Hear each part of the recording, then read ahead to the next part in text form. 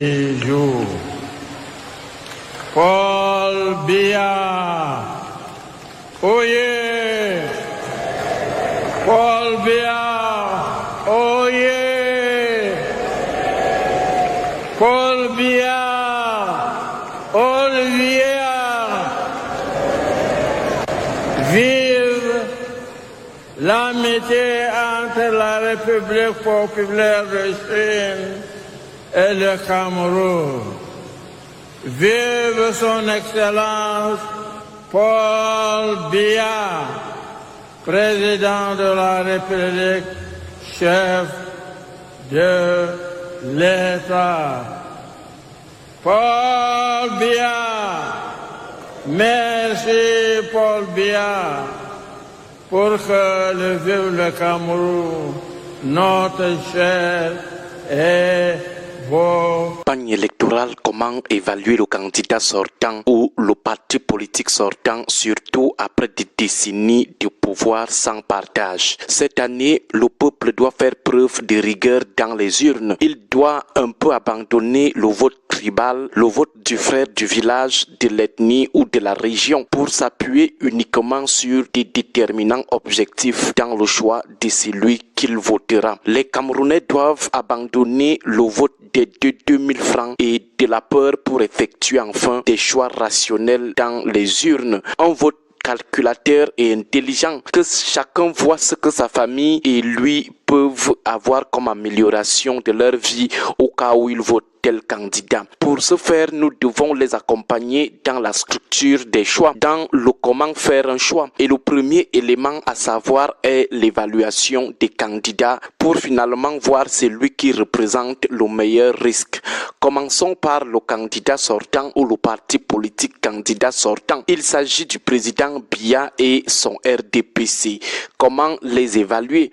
Il faut s'appuyer sur tout, sauf sur les promesses, sur les choses qu'il compte faire. Un parti qui a déjà fait des décennies au pouvoir et de surcroît 40 ans n'a plus besoin de conjuguer ses arguments au futur pour convaincre les populations. La seule chose qu'il vend, c'est son bilan, uniquement, exclusivement, seulement son bilan et rien d'autre. Voilà ce sur quoi les Camerounais doivent évaluer, juger la candidature du RDPC. Un parti politique sortant qui a un bilan solide ou reluisant n'a plus besoin de venir séduire le peuple avec des choses qu'il compte encore faire dans un futur très lointain. À la seule lecture de son bilan satisfaisant, on lui renouvelle automatiquement notre confiance. Que le peuple retienne donc qu'il ne doit pas attendre du RDPC des promesses ou des rêves, des ambitions, des grandes réalisations futures. Il doit attendre une seule chose, le bilan. Et le bilan, ce ne sont pas des choses aériennes ou des choses très générales, c'est-à-dire des choses qui n'impactent pas directement la survie des populations. Le vote est avant tout une transaction personnelle, une relation d'abord personnelle entre celui qui vote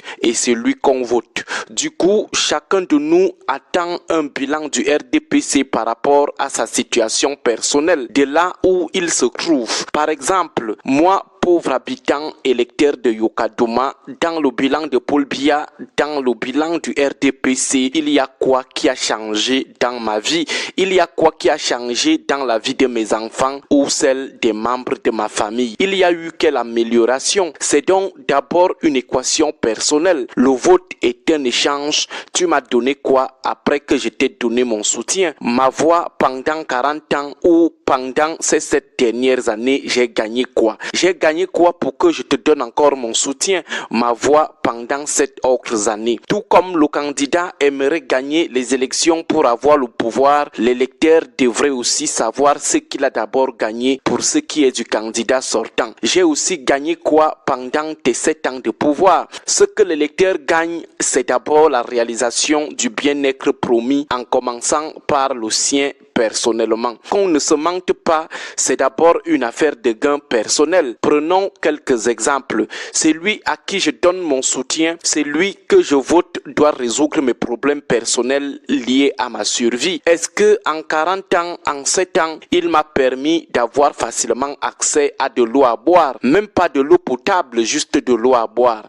S'il ne l'a pas fait en 40 ans, en 7 ans, qu'est-ce que je gagne donc avec lui? Est-ce qu'il m'a facilité l'accès à la nourriture? Si plus le temps passe, la nourriture devient rare et chère, alors il me sert à quoi? Depuis qu'il est là, je cours toujours le risque de mourir de famine parce qu'il ne me facilite pas l'accès à la nourriture. Pas de politique agricole, pas de politique de transformation agroalimentaire, pas de politique d'importation des produits de première nécessité qui me permettent d'acheter la nourriture moins chère. Alors je gagne finalement quoi en le votant à nouveau? Même chose avec la santé et la sécurité. Est-ce qu'avec lui, ma santé est surveillée? Est-ce qu'avec lui, je me soigne facilement en termes de coût et de qualité des soins? Matière sécurité, est-ce que je me sens en sécurité? Est-ce que ma vie est en danger? Est-ce que je ne suis pas en guerre? Est-ce que je ne cours pas le risque de me faire agresser par des bandits à tout moment? Voilà des questions que chaque électeur pose avant de voter le candidat sortant. Nous insistons, les élections, c'est d'abord une équation personnelle. Qu'est-ce que moi, personnellement, j'ai déjà gagné depuis qu'il est au pouvoir? Est-ce qu'avec lui, j'ai pu avoir un travail digne de ce que je devais mériter? Est-ce qu'avec lui, mes enfants diplômés depuis des années ont décroché un emploi? Ça, ce sont des questions basiques qui font appel aux premières choses qu'un candidat sortant ou qu'un candidat du parti au pouvoir doit d'abord réaliser